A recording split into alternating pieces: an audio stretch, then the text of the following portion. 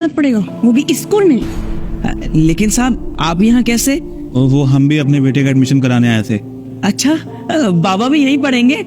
बहुत अच्छा हो गया साहब। अब मेरा बेटा आपके बेटे के साथ पढ़ेगा तो कितना कुछ सीखेगा वो। ये सब तो छोड़, पहले मुझे ये बता कि यहाँ तेरे बच्चे का एडमिशन कैसे हुआ?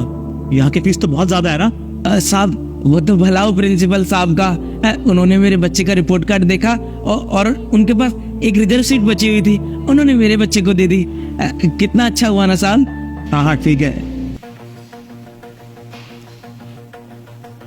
सुनो, या तो इस स्कूल में उसका बेटा पढ़ेगा या मेरा बेटा। तुम ना कुछ भी करो, मुझे नहीं पता। चलो प्रिंसिपल से बात करते हैं चल के। सर, ये आपने स्कूल का क्या मजाक बनाया हुआ है? आप तो कहते हैं स्कूल सबसे अच्छा स्कूल है गुड़गांव का, और ये सैनिटरी स्कूल का ये क्लास बनाई है आपने स्कूल की? अरे सिंघानिया साहब क्या हो गया? आप एक काम कीजिए, आप पहले बैठिए फिर मुझे बताइए क्या हुआ। क्या हुआ? वो जो आदमी बाहर गया ना अभी, रमेश, वो ड्राइवर है मेरा। अच्छा, रमेश आपका ड्राइवर है? ये तो बहुत अच्छी बात है। क्या अच्छा है इसमें? अब हमारे ये दिन आ गए हैं क्या कि हमारा बच्चा एक ड्राइवर के बच्चे के साथ पढ़ेगा? अब कैसी बातें कर रहे हैं सिंघानिया साहब? पर सर आप तो ये बात कहा करते थे कि इस स्कूल में बहुत ऊंचे ऊंचे खानदान के और अच्छे खानदान के बच्चे पढ़ते हैं, लेकिन मैं क्या देख रही हूँ, उस ड्राइवर की औकात है कि उसका बच्चा हमारे बच्चे के साथ पढ़े। आपने सोचा है कि हमारे बच्चे पे इसका क्या असर पड़ेगा? हाँ सर, आपने एक बार भी नहीं सोचा उस ड्राइवर के बच्चे को एडमिशन देते हुए कि इस स्कूल की रेपुटेशन और स्टैंडर्ड के बारे में हो? सर अब हम डिसाइड कर लीजिए कि आप चाहते हैं आपके स्कूल में हम जैसे लोगों के बच्चे पढ़े या लो स्टैंडर्ड वाले लोगों के बच्चे। आप लोग एक मिनट रुकिए, वो जो बाहर भाई साहब अभी गए उनको बुलाइए। आपने बुलाया सर? हाँ बैठो जरा। रमेश, तुमने मुझे बताया नहीं कि तुम सिंघानिया साहब के यहाँ पे ड्राइवर हो। सर क्या हो सर, कुछ गलती हो गई क्या सर? नहीं, गलती कोई नहीं हुई है, लेकिन इन लोगों का मानना है और शायद अब मुझे भी यही लगता है कि कुछ लोग डिजर्व नहीं करते हैं कि उनके बच्चे यहाँ पर पढ़ें, इसलिए मैं इनके बेटे का एडमिशन कैंसिल कर रहा हूँ।